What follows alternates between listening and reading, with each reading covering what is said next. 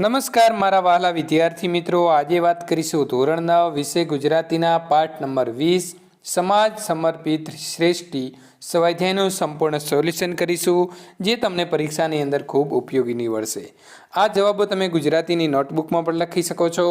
આપણી ચેનલની અંદર તમામ વિષયના સ્વાધ્યાય સોલ્યુશન સાથે મૂકવામાં આવે છે, તો એ પણ તમે પ્લેલિસ્ટમાં જઈ અને જોઈ શકો છો. એ પહેલાં ચેનલની અંદર પ્રથમ વખત આવ્યા છો તો ચેનલને સબસ્ક્રાઈબ કરી બાજુમાં આપેલા બેલ આઇકન ઉપર ઓલ નોટિફિકેશન કરી દેજો.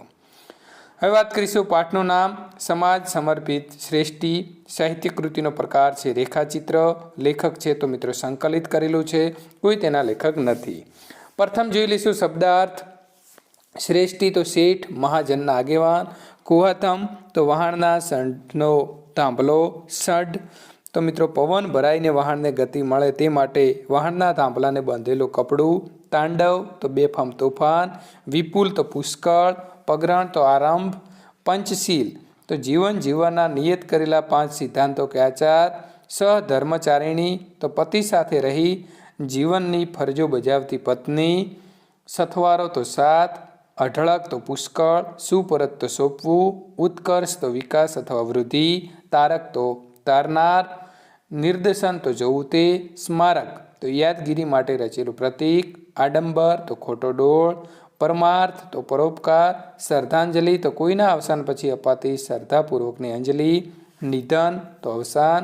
હિતકર તો કલ્યાણકારી. વિરલ તો દુર્લભ. કેન્યા તો પૂર્વ આફ્રિકાનો એક પ્રદેશ. આફ્રિકા તો પૃથ્વીનો એક ખંડ. સમાનાર્થી શબ્દની વાત કરીએ તો પૃથ્વી તો વસુંધરા અથવા ધરતી. જળ તો પાણી અથવા સલીલ. મહિલા તો સ્ત્રી અથવા નારી. ઈશ્વર તો ભગવાન અથવા પ્રભુ. નિધન તો મૃત્યુ અથવા અવસાન. ઉદ્યાન તો બગીચો અથવા બાગ. ઉત્કર્ષ તો ઉન્નતિ અથવા વિકાસ. પુત્રી તો સુતા અથવા દીકરી. સંપત્તિ તો દ્રવ્ય અથવા ધન. વિરુદ્ધાર્થી શબ્દની વાત કરીએ તો બીમાર તો સાજા. પૂર્વ તો પશ્ચિમ. ગરીબ તો શ્રીમંત. સફળ તો નિષ્ફળ. દીર્ઘ તો લઘુ. નિરક્ષર તો સાક્ષર. ઉત્કર્ષ તો અપકર્ષ. નિશ્ચિત તો અનિશ્ચિત. રૂઢિપ્રયોગ જોઈએ કે ધર્મનો થાંભલો ખરી પડવો તો કોઈ જાણીતા કર્મવીર અથવા ધર્મવીરનું અવસાન થવું. નવા પગરણ માંડવા તો નવી શરૂઆત કરવી. હવે વાત કરીશું સ્વાધ્યાય પ્રશ્ન નંબર 1. પ્રશ્નની નીચે આપેલા વિકલ્પમાંથી સાચો વિકલ્પ પસંદ કરી ખરાની નિશાની કરો. નંબર 1.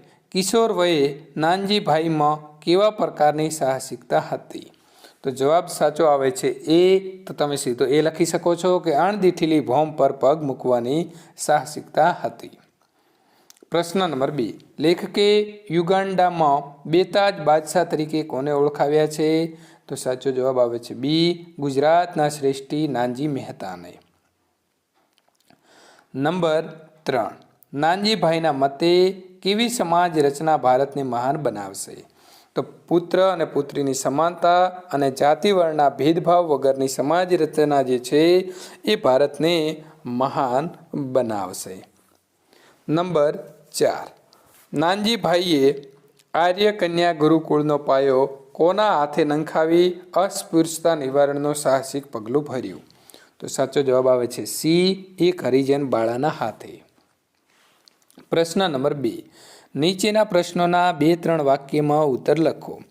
પહેલું છે કે 13 વર્ષની કિશોર વયે નાનજીને દરિયામાં જતી વખતે કેવો અનુભવ થયો? તો સાચો જવાબ લખીશું કે 13 વર્ષની કોમળી વયે નાનજીભાઈએ યુગાન્ડા જવાનું નક્કી કર્યું.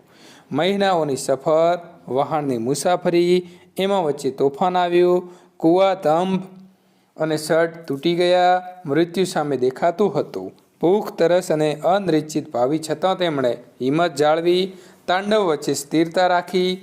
બીમાર સાથીઓની સેવા કરી અને ઈશ્વર ઉપર અડગ શ્રદ્ધા રાખીને સફળ પાર કરી. એક કિશોર માટે એવો અનુભવ હતો કે જીવનમાં પછી ગમે તેવી કપરી પરિસ્થિતિમાં તેઓ ડગ્યા નહીં. પ્રશ્ન નંબર 2. નાનજીભાઈ મહેતાના જીવનનો પંચશીલ સિદ્ધાંત જણાવો. તો નાનજીભાઈ મહેતાનો પંચશીલ સિદ્ધાંત આ હતો: સાદો વેશ, સાદી બોલી, સાદું લખાણ અને ઊંચ પહેરવેશ. આ સિદ્ધાંતો નાનજીભાઈએ પોતાના જીવનમાં સદાય માટે જાળવી રાખ્યા હતા. આ ઉપરાંત સામાન્યજનો, ગ્રામજનો, મહિલાઓ, અસ્પૃશ્યતા વગેરે માટે જે સત્કાર્યો કર્યા તેની પાછળ તેમના પંચશીલ સિદ્ધાંતો હતા. પ્રશ્ન નંબર 3.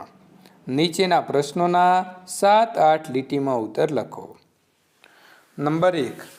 નાનજીભાઈ કાલિદાસ મહેતાને યુગાન્ડોના બેતાજ બાદશાહ તરીકે શા માટે ઓળખાવ્યા છે? તો જવાબ લખીશું.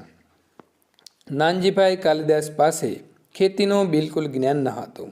તેમ છતાં તેમણે યુગાન્ડોમાં વણખેડેલી ધરતી ઉપર અજાણ્યા પ્રદેશમાં કપાસ, ચા, કોફીની ખેતી શરૂ કરી પોતાની કાર્યકુશળતા દ્વારા એમણે સફળતા પ્રાપ્ત કરી. તેમણે એક ઉદ્યોગ તરીકે કપાસનો વિકાસ કર્યો કે યુગાન્ડા રૂ માટે જગવિખ્યાત બન્યો. તેમણે શેરડીનું વાવેતર કર્યું. આ રીતે તેમણે યુગાન્ડોની આર્થિક પ્રગતિનો પાયો નાખ્યો. ઈસવીસન 1924માં સુગર ફેક્ટરી શરૂ કરી જાપાનની ટેકનોલોજી અપનાવી તેમણે નવા યુગની શરૂઆત કરી. આમ સૌરાષ્ટ્રના એક 4 ચોપડી ભણેલા વ્યક્તિએ યુગાન્ડોમાં ઉદ્યોગ ક્ષેત્રે સારો વિકાસ કર્યો. આથી નાનજીભાઈ કાલિદાસને યુગાન્ડોના બેતાજ બાદશાહ તરીકે ઓળખવામાં આવે છે. પ્રશ્ન નંબર 2. નાનજીભાઈ મહેતા અજાણ્યા પ્રદેશમાં ઉદ્યોગ સાહસિક તરીકે શા કારણે સફળ થયા? તો જવાબ લખીશું કે નાનજીભાઈ કાલિદાસ અજાણ્યા પ્રદેશમાં ઉદ્યોગ અને કૃષિ ક્ષેત્રે સફળ થયા તેનું કારણ તેમની કોઠાસૂઝ અને સખત પુરુષાર્થથી અજાણ્યા પ્રદેશમાં કપાસ, ચા, કોફી, રબર વગેરેની ખેતી કરી.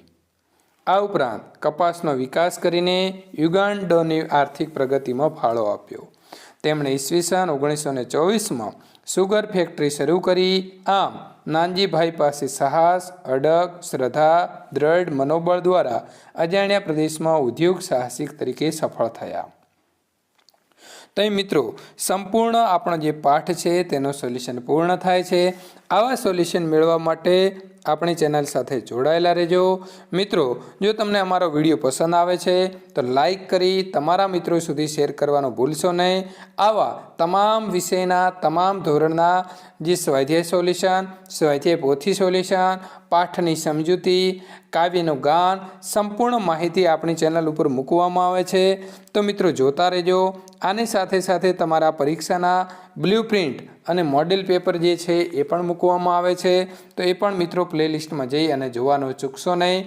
તો ગુજરાતની અંદર શિક્ષણ ક્ષેત્રે કામ કરતી સૌથી સારી જો ચેનલ હોય તો આપણી સરસ્વતી એજ્યુ છે.